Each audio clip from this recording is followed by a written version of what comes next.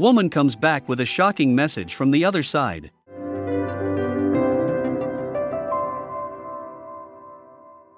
We all know that death is inevitable, but what about those that experience it more than once in their lives? There are only a few people on Earth that have experienced near-death experiences, NDE, and they were miraculously brought back. While bringing back someone who has passed is indeed a miracle performed by doctors and first responders, a Phoenix resident was extremely lucky. This is her story that has shocked an entire world. It was a cold February morning when Tina Hines just collapsed. It seemed like that was it, but paramedics tried to resuscitate her 6 times. She was even pronounced dead for nearly half an hour but finally came back. She had a life-changing message for the living that has inspired the whole world. Some people are technically dead and have no memory of that time. However, studies show that around 10 to 20% people experience visual or sensory episodes during those moments. Scientists have gotten close to discovering what happens during these near-death experiences. It may sound mystical, but it's not. Here's what they theorize about NDEs and why Tina's experience was so incredible. According to a study published in 2013 in the journal PNAS, Proceedings of the National Academy of Sciences, there may be an explanation for the experiences near-death survivors have. Scientists believe that the survivor's brain activity is higher than when they are in a conscious state just before death. This is what the study author stated about NDE.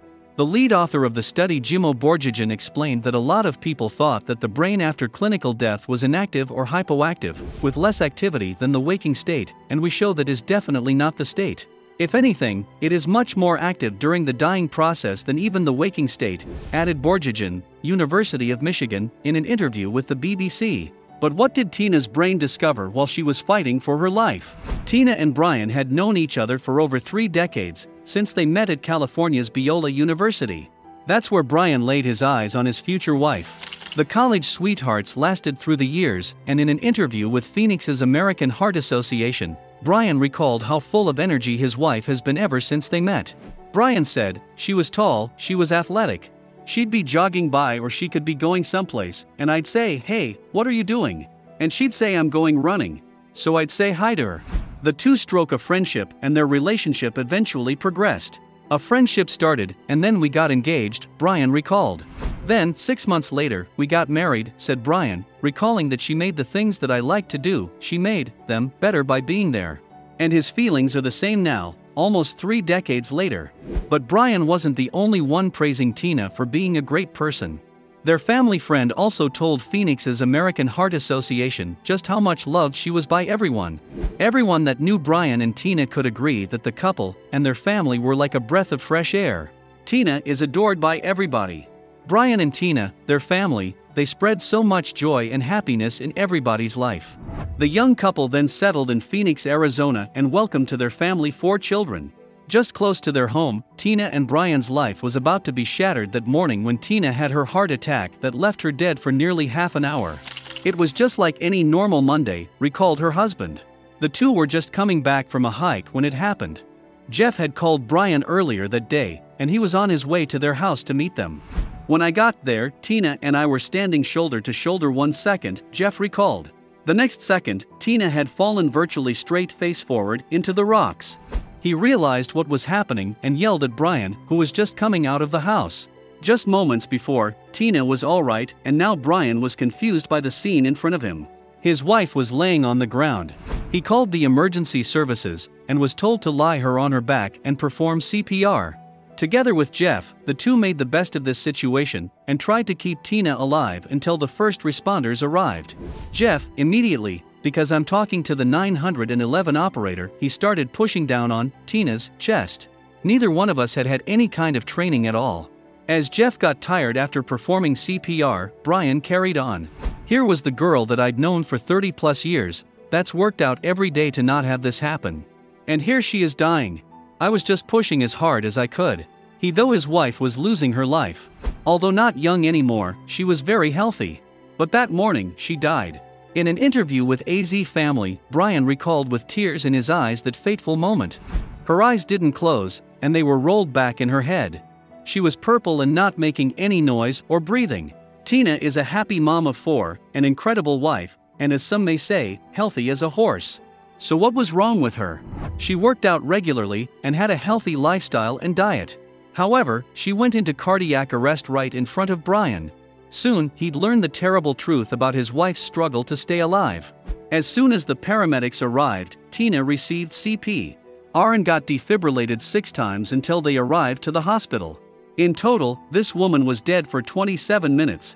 Finally, the doctors were able to make Tina's heart pump blood. She was stable, despite the sudden collapse. A firefighter at the scene was stunned. We ended up shocking her 3 times on scene and 2 en route. "I've never shocked anyone 5 times, said one of the firefighters that were at the scene. But this was just the beginning. A paramedic agreed that was a witness to a miracle.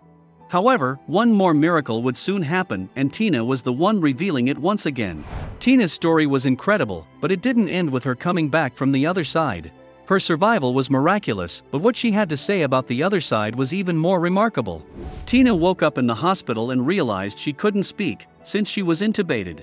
However, that didn't stop her to send her family a message from the other side. As soon as Tina woke up, she tried to gesture for a piece of paper and pen. Both her family and the hospital staff were surprised. Tina's first wish was to write. She had been lifeless for nearly half an hour, and she wanted to say something. She tried scribbling something that at first was illegible. Then, the lines began making sense. It looked like a childish drawing or Chinese letters. Nobody realized what she was trying to write, until the lines got clearer. There were 2 words.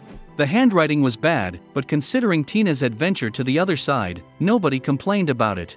Then, they saw the message she was sending. She wrote 2 words, "It's real." What did she mean with that? The people in the room looked at Tina and asked her what's real. They waited until tears welled up in her eyes and she nodded up to heaven. As soon as the intubation was out, she could explain what happened as she was unconscious. She caught a glimpse at how heaven really looked. Tina explained she saw a colorful and vibrant heaven. It was so real, the colors were so vibrant. Then she saw Jesus. The woman saw the figure of Jesus during her brief brush with death. He was standing in front of the gates and there were yellow lights coming from behind. Weeks after Tina got better, she and Brian went to thank all of the people that helped her stay alive. The couple went to visit the 911 call handler and the firefighters that arrived to assist them on the day Tina almost lost her life. One of the rescuers said he will never forget that moment. "It's one of those calls that none of us will ever forget. I was a witness to a miracle is the way I look at it," said a rescuer. But Tina was not done saying her thanks. As she finished thanking each and everyone for saving her life, she turned to Brian. Turning towards Brian, Tina said in those few moments, "If I was on my own, everything could have been different." She was grateful her husband of 3 decades was there to save her life. Tina's niece was so happy her aunt survived that she knew she had to honor this story. Little did Tina and her niece know that this story would go viral. As a permanent reminder of this incredible experience Tina had, her niece Maddie shared this story on Instagram along with the image of a tattoo. On her wrist, Maddie had those words tattooed, down to the childlike writing. Here's her message to the world. She was put on a defibrillator and after miraculously waking up the first thing she did, unable to speak, because she was intubated, was ask for a pen and in my cousin's journal wrote "It's real," recalled Maddie. The people in the room asked what's real? And she responded by pointing up to heaven with tears in her eyes, wrote Maddie on Instagram.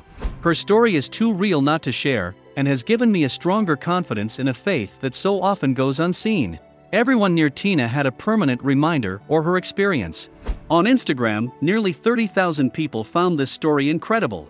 They all encouraged Tina, sending their best wishes and celebrating her being alive. Tina replied to the photo that was shared on Facebook, adding that she may get a similar tattoo in the future.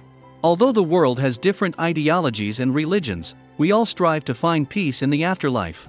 Tina's message saying it's real is an inspiration for those that wish for tranquility. It's a comfort to know what will happen to us after we die. We don't usually like to talk about death, but Tina was there and came back. This is indeed a miracle. Suede Silver was the tattoo artist that inked Maddie's wrist. He said that the tattoo was a special opportunity for him to learn about this story. He encouraged his friends and followers to read this story. Many other people had shared their NDE and visions after they or their loved ones had briefly visited the other side. Although scientists believe that our brains create these images through high-frequency brainwaves, people claim they have been to heaven. Take for instance another person like Tina. Brian Miller had a major heart attack and was left unconscious for 45 minutes. In those 45 minutes, he was able to see his departed family members and even visit heaven. In an interview with Fox News, Miller said he saw the light and just kept walking towards it. After that, he saw a path with flowers and a man and a woman greeted him, telling him it was time to go back to Earth. A woman named Crystal McVie was dead for nearly 10 minutes. Crystal said she saw two angels. What I saw and felt was just this beautiful, radiant, glowing light. That's the only word I can even think to describe it. She believes she saw the Holy Trinity. Another NDE story includes butterflies.